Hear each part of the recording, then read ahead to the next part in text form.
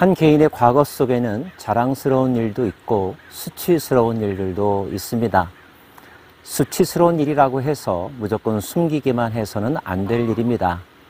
잘못과 실수 속에서 교훈을 얻어서 그런 실수를 되풀이하지 않도록 오늘의 교훈으로 삼는 것, 이것이 미래를 건강하고 형통하게 이끌어가는 사람들의 지혜가 아닐까요? 인족적으로도 국가적으로도 마찬가지입니다.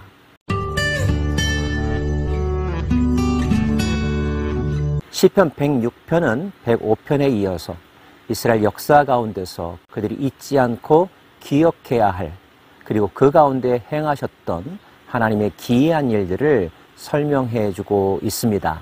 먼저 시편은 찬양으로 시작하는데요. 할렐루야, 여호와께 감사하라. 그는 선하시며 그 인자하심이 영원하미로다.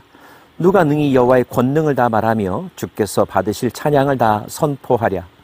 정의를 지키는 자들과 항상 공의를 행하는 자는 복이 있도다. 누가 다 여호와께서 행하신 기이한 일들을 다 말할 수 있으랴. 수사 의문문이죠. 너무나 크고 놀랍고 끝이 없기 때문에 인간의 입술로 다 설명할 수 없다는 것입니다. 다만 그분이 행하신 일들 가운데서 우리가 본받아야 될, 기억해야 될 그분의 중요한 성품이 있습니다. 정의와 공의, justice와 righteousness라는 단어입니다. 두 단어는 세부적으로 구별되기도 하지만 구별 없이 사용되기도 합니다. 통상적으로 우리가 알고 있는 대로 그 의미를 이해하셔도 좋을 것 같습니다. 그렇게 살아가는 사람들은 복이 있다는 말, 하나님께서 그런 성품을 지니고 계셨기 때문에 자신의 성품대로 살아가는 자들에게 복을 더하여 주신다는 뜻이죠. 먼저 시인은 조상들이 하나님께 잘못했던 사실을 다시 한번 들추어냅니다. 우리가 우리의 조상들처럼 범죄하여 사악을 행하며 악을 지었나이다. 우리의 조상들이 애굽에 있을 때에 주의 기이한 일들을 깨닫지 못하며 주의 크신 인자를 기억하지 아니하고 바다 곧 홍해에서 거역하였나이다. 깨닫지 못했다는 말, 기억하지 못했다는 말, 하나님을 거역했다는 말 있습니다. 하나님이 누구신지, 계신지 아니 계신지, 하나님이 무엇을 좋아하시는지, 하나님이 하신 말씀의 의미를 깨닫지 못하는 영적 무지함, 하나님의 도우심으로 죽을 만한 상황에서 살아났음에도 불구하고 그 은혜의 사건과 감동을 망각해버린 잘못, 더 나아가 하나님께 반역하며 그 말씀을 거역했던 것, 이것이 그들이 발견했던 조상들의 잘못이고 또 모든 인간들이 저지른 잘못이기도 하죠. 그런 인간들에 대하여 하나님은 어떻게 하셨을까요? 그러나 여호와께서는 자기 이름을 위하여 그들을 구원하셨으니 그의 큰 권능을 만인에게 알게 하려 하심이로다. 잘못이 있음에도 불구하고 하나님은 자기 백성들을 구해 주셨다는 것입니다.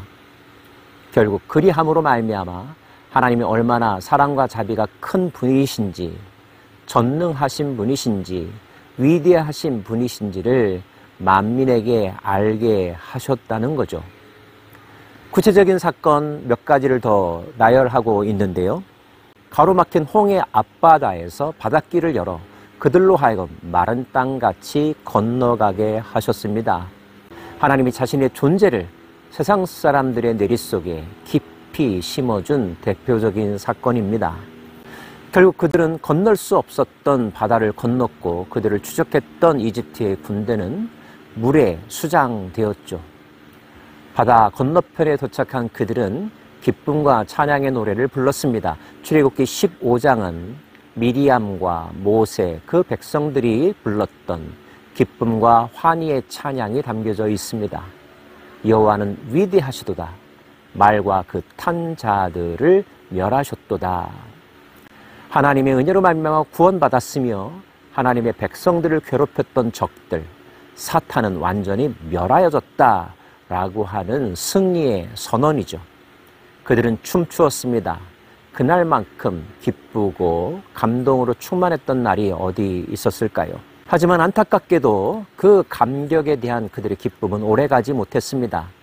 환경이 바뀌고 시간이 조금 흐르자 과도한 욕심은 은혜를 잊어버리게 만들었습니다. 하나님이 기억에서 사라지자 그들은 자기 본능에 따라 욕망에 따라 움직이기 시작했는데 그렇게 해서 행동한 모든 것들은 하나님 보시기에 악한 것들이었죠. 그들을 자멸로 이끌어가는 어리석은 행동들 뿐이었습니다. 그들은 때로 하나님께서 세우신 지도자 모세에게 반역하기도 했습니다.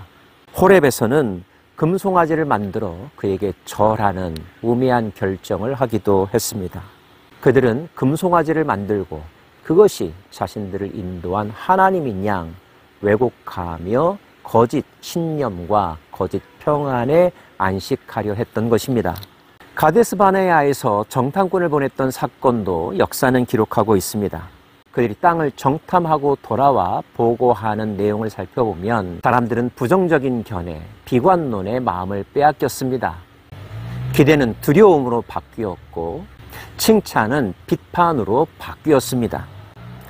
그들이 그 기쁨의 땅을 멸시하며 그 말씀을 믿지 아니하고 그들의 장막에서 원망하며 여호와의 음성을 듣지 아니하였도다. 또 있습니다. 그들이 또 부올의 바알과 연합하여 죽은 자에게 제사한 음식을 먹어서 그 행위로 주를 경노하게 함으로써 재앙이 그들 중에 크게 유행하였도다. 또 있습니다. 무리바물에서 여호와를 노하시게 하였으므로 그들 때문에 재난이 모세에게 이르렀나니 이는 그들이 그의 뜻을 거역함으로 말미암아 모세가 그의 입술로 망령되이 말하였음이로다. 광야 생활에서 물은 항상 큰 이슈였습니다. 목마름은 견디기 힘든 고통이 분명하죠. 지도자는 그들의 필요를 해결해 주었어야만 했습니다. 그러나 그 문제보다도 더욱더 힘들었던 것은 백성들이 지도자를 신뢰하지 않았다는 거였죠. 모세도 한계 상황에 도달했을까요? 그는 지쳤습니다. 더 이상 참을 수가 없었죠. 결과적으로 물 문제를 해결하기는 하였지만 그 과정 가운데 불평하였고 하나님의 능력을 믿지 못하는 듯한 태도를 보이기도 했습니다. 훗날 이 행동 때문에 모세는 가나안 땅에 들어갈 수 없었다고 회고하기도 하죠. 반석을 2번 지팡이로 친 사건입니다. 어렵게 가나안 땅에 들어갔던 백성들의 삶은 어떠했을까요? 하나님이 주신 새로운 땅에서 하나님만을 경배하며 살았던가요? 아니었습니다. 그들은 그 땅의 사람들과 원칙 없이 섞여버리기 시작했습니다. 그들이 섬겼던 신, 여호와가 아닌 다른 신들에게도 마음을 열고 제사하기 시작했습니다. 하나님이 가장 강력하게 금하셨던 영적 잘못을 그들이 저질렀던 거죠. 결국 하나님의 엄한 징계 처분이 내려집니다. 그러므로 여호와께서 자기 백성에게 맹렬히 노하시며 자기의 유업을 미워하사 그들을 이방 나라의 손에 넘기심에 그들을 미워하는 자들이 그들을 다스렸도다.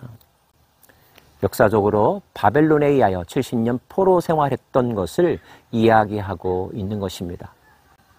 성전이 무너졌습니다. 예루살렘 성이 회파되었습니다. 왕이 끌려갔습니다. 유다는 완전히 사라진 것 같았습니다.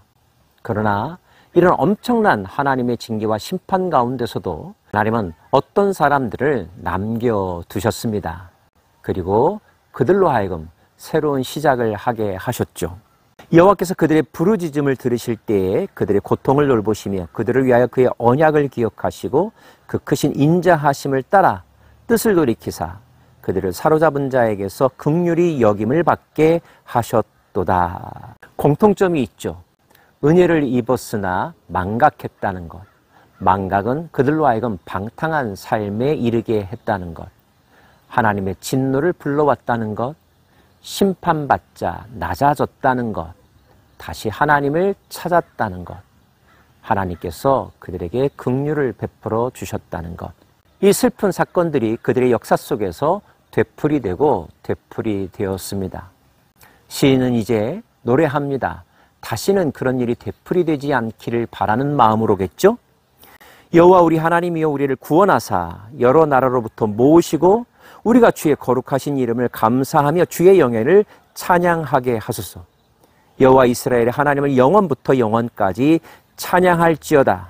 모든 백성들아 아멘 할지어다. 할렐루야. 찬양이 일시적으로가 아니라 영원히 불려지기를, 다시는 하나님으로부터 분리되는 일이 발생하지 않기를 바라는 마음으로 하나님만을 찬양하겠다고, 그리고 찬양하자고 권면하고 있는 것입니다. 영원히 말이죠. 이스라엘 역사를 돌아보면서 우리 자신도 돌아봅니다. 우리의 역사는, 우리의 인생은 그들과 나은 점이 있나요? 이런 악순환의 고리에서 벗어날 수 있는 길은 무엇일까요? 사도 바울은 이렇게 고백하죠. 오호라 곤고한 사람이로다. 이 사망의 몸에서 우리를 구해낼 자가 누구냐라고 반문하면서 그 답이 하나님과 그분이 보내신 아들 예수 그리스도에 집중하는 것뿐이라는 것을 선포합니다. 생명을 주는 성령의 법을 따라 사는 것만이 죄의 수렁과 악순환에서 벗어날 수 있는 유일한 길임을 선포하고 있는 거죠. 우리가 마음속에 담아야 될 중요한 진리인 줄 압니다. 사랑하는 여러분, 부끄러운 과거는 되풀이되지 말아야 합니다. 전과는 다른 태도, 다른 가치관, 다른 결단이 필요합니다. 우리의 눈과 마음을 하나님께 두고 하나님께서 보여주신 진리의 길, 생명의 길, 십자가의 길, 예수님만을 바라보십시다. 기억하며 감사하며 송축하며 순종하는 삶, 이것이 우리를 향한 하나님의 뜻이며 우리의 미래를 위한 우리의 지혜로운 선택일 것입니다. 기도하십시다.